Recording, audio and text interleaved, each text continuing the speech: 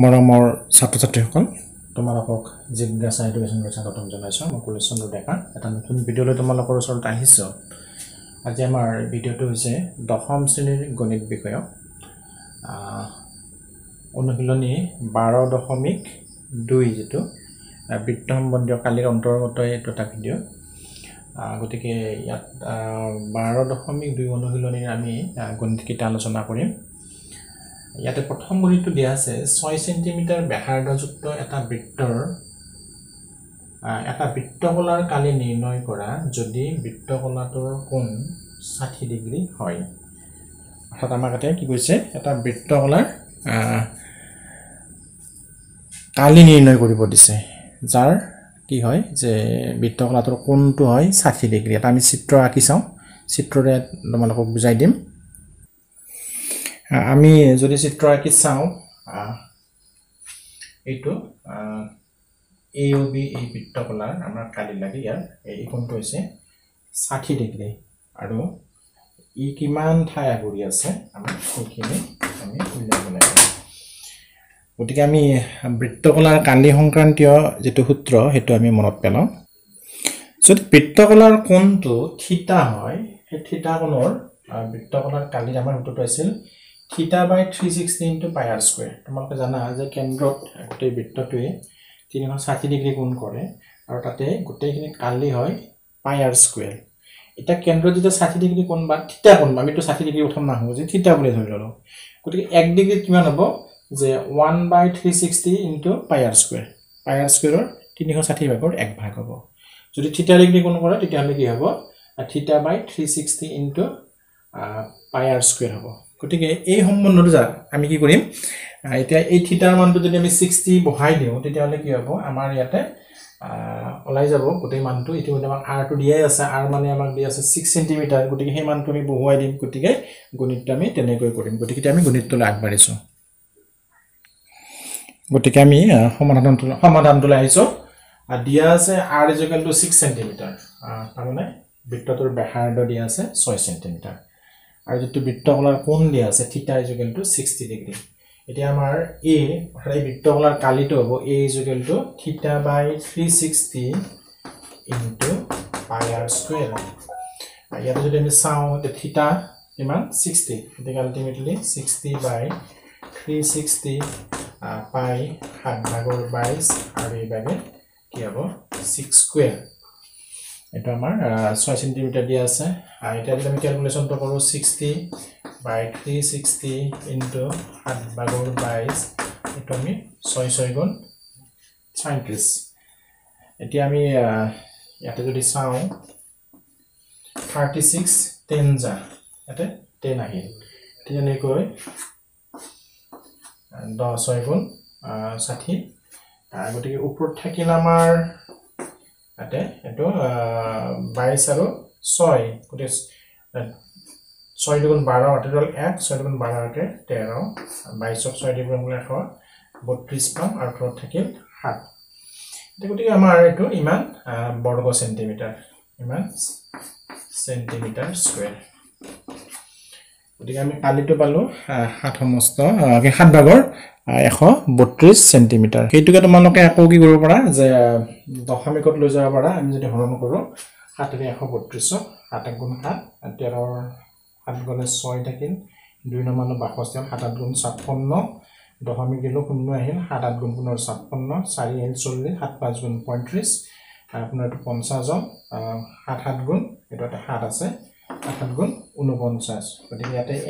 1 হ'ল মানে আলটিমেটলি 10 হ'ব আৰু একবাৰ যাব গতিকে আমি লিখিব পাৰিম 18.857 বা শৰ্ট কৰি তোমালোকে 18.86 লিখি দিব পাৰা ইমান সেন্টিমিটাৰ স্কয়াৰ মানে বৰ্গ সেন্টিমিটাৰ তেতিয়া আমি পৰৱৰ্তী গণিতটো লাইছো তোমালোকৰ এখিনি তলৰ লাইনটো অস্পষ্ট হৈ আছিল আমি এটো দি দিছো 18.857 হ'ব এতিয়া আমি পিছৰ গণিতটো 2 নম্বৰ গণিতটো লাইছো আমাৰ 2 নম্বৰ গণিতটো আছে যে 22 সেন্টিমিটাৰ পৰিধিযুক্ত এটা বৃত্তৰ এটা চুকৰ কালি নিৰ্ণয় কৰা গতিকে আমাক বৃত্তটোৰ পৰিধিটো দিয়া আছে যে আমি ধৰি ললো তো 22 সেন্টিমিটাৰ গতি বৃত্তটোৰ যদি ব্যাসাৰ্ধ হয় কি ব্যাসাৰ্ধ r হয় যে টুৱাইস পাই r ইকুৱেল টু কি হ'ব তাৰ পৰিধি আৰু সেইখিনি আমাৰ কি হৈছে যে 22 সেন্টিমিটাৰ কৈছে গতি আমি কি কৰিম এই সম্বন্ধৰ পৰা আমি পাইৰ মান বহাম দুইটো থাকিলে r ৰ মানটো আমি পাই যাম গতিকে r ৰ মান পোৱাৰ পিছত আমি গোটেই বৃত্তটোৰ কালি পাম কিমান পাই r স্কয়াৰ গোটেই বৃত্তটোৰ কালি হ'ব পাই r স্কয়াৰ এটা আমাক এটা চকুৰ কালি ল'ব দিছে অৰ্থাৎ ইয়াতে আমি যদি বৃত্তটোক 4 ভাগ কোৱাড্ৰেন্ট বুলি কোৱা হয় যে 4 ভাগ কৰি আমি 1/4 আমি কালি ল'ব লাগে গতিকে আলটিমেটলি এটা ফৰ্মুলা চক একেটা এই চাৰিটা চক গতিকে কি হ'ব মুঠ কালি যদি পাই r স্কয়াৰ হ'ব গতিকে আমাৰ 4 ভাগত 1 ভাগৰ হ'ব 1/4 পাই r স্কয়াৰ গতিকে এনেকৈ আমি গণিতটো আগবাঢ়িব লাগিব গতিকে আমি এতিয়া সমাধানটোলৈ আহিছো আমি এটা ধৰি লওঁ যে বৃত্তটোৰ ব্যাসাৰ্ধ r আৰু আমাক দিয়া আছে বৃত্তটোৰ পৰিধি 22 সেন্টিমিটাৰ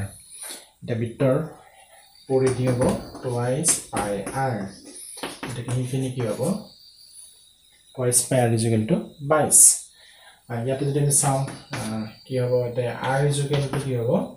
আমি ইয়াতে মানটো বহাই দিওঁ 7 ভাগৰ 22 পূৰণ r ইকুৱেল টু 22 গতিকে আমি ইয়াতে 44/7 ইনটু r ইকুৱেল টু পালো আমি 22 যদি আমি r ৰ মান উলিয়াব যাওঁ কি হ'ব 22 ৰ লগত তো হৰণ হ'ব যে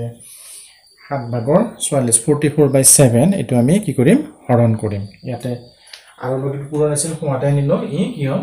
যে হৰণ হৈ যাব গতিকে এটো আলটিমেটলি হ'ব এটো হৰণটো যে আমি পূৰণ কৰি দিম 22 ৰ লগত 7 ভাগৰ 44 টো আছিল আমাৰ হৰণ এতিয়া আমি হৰণটো পূৰণ কৰি দিলে আমি উলটাই দিলো এতিয়া 22 দুগুণ 44 44 গতিকে আমি কি কৰিম এতিয়া আমি ইয়াতে এটো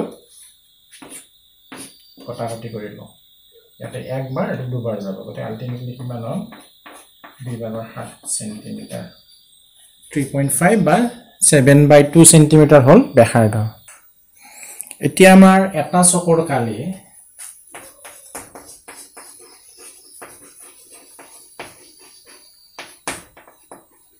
যে বৃত্তটোৰ কালি আছিল পাই r স্কয়াৰ 1/4 পাই r স্কয়াৰ কি হ'ব পাই মানে 7 ভাগৰ 22 আৰু আমি কি পালো r পালো 2 ভাগৰ 7/2 হোল স্কয়াৰ এতিয়া আমি যদি তো 1/4 ইনটু 7 ভাগৰ 22 এইটো আমি চাওঁ 7 ৰে 7ক একবাৰ গুণ 2 ৰে 11 আলটিমেটলি কি হ'ল 11 7 গুণ 77 আৰু তলত থাকিব 8 গতিকে এইটো হ'ব আমাৰ 77/8 এইটো সিএম স্কয়াৰ সেন্টিমিটাৰ স্কয়াৰ বৰ্গ সেন্টিমিটাৰ হ'ব এটো এটা চকুৰ কালি আমি এইখিনি পালগৈ এতিয়া আমি 3 নম্বৰ গণিতটো চাইছো যে এটা ঘড়ীৰ মিনিটৰ কাটাডালৰ দৈৰ্ঘ্য 14 সেন্টিমিটাৰ 5 মিনিটত ঘড়ীৰ কাটাডালৰ ঘূৰণৰ কালি নিৰ্ণয় কৰিব লাগে অৰ্থাৎ আমাৰ এটা ঘড়ীটো আমি এনেকুৱা এটা বৃত্তৰে গুচাইছো ধৰি লওঁ এইডাল মিনিটৰ কাটা গতিকে এই মিনিটৰ কাটাডাল কি কৰিব যে 60 মিনিটত এপাক ঘূৰিব আমি জানো যে 60 মিনিট 1 ঘণ্টা হয় এই 1 ঘণ্টা বা 60 মিনিটত ই এপাক ঘূৰিলে কিমান হয় 60 মিনিট হয় 60 মিনিট হি এপাক ঘূৰিব গতিকে 60 মিনিটত হি কেন্দ্ৰত কি কৰিব 360 ডিগ্ৰী কোণ কৰিব 60 মিনিটত 360 ডিগ্ৰী কোণ কৰিব গতিকে কি কৰিব 1 মিনিটত আমি যদি 360 দি হৰণ কৰো ই 6 ডিগ্ৰী কোণ কৰিব এতিয়া আমাক কৈছে কি 5 মিনিট ঘূৰিছে 5 মিনিট ঘূৰাৰ লগে লগে ইমান কৰিব যে 1 মিনিটত যদি 6 ডিগ্ৰী কোণ কৰে 360 ক আমি কি কৰিলো 60 কে হৰণ কৰিলে আমি পালো যে 6 ডিগ্ৰী পালো গতিকে 5 মিনিটত হ'ল 1 মিনিটত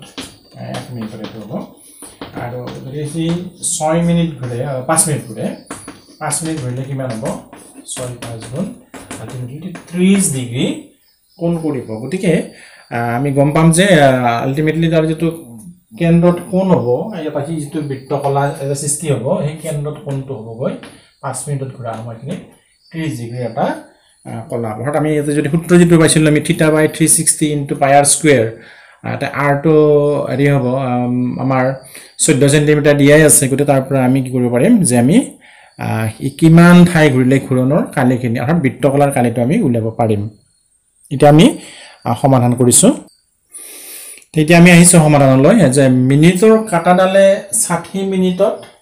বৃত্তৰ কেন্দ্ৰত কৰা কোণ হ'ব 360 যেটো কথা আমি অলপ আগতে তোমালোকক বুজাই দিছো কথাটো গতিকে কি হ'ব যে হি এপাক ঘূৰিলে 60 মিনিটত এপাক ঘূৰে গতিকে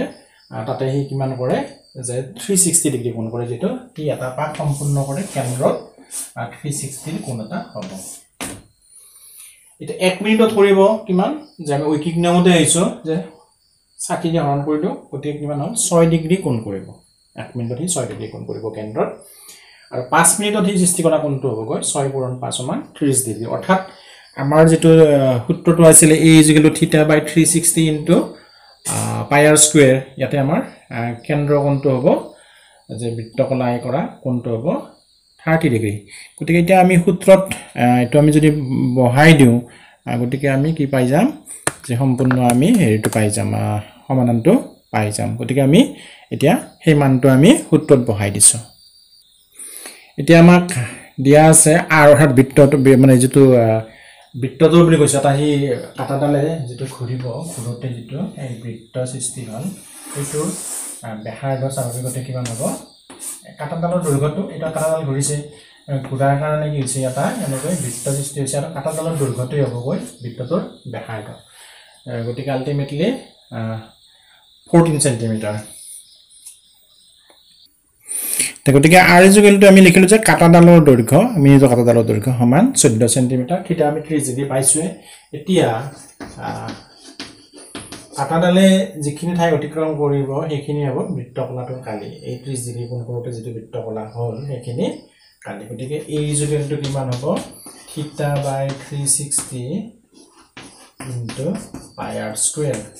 আৰু থিটা পালো আমি 30 / 360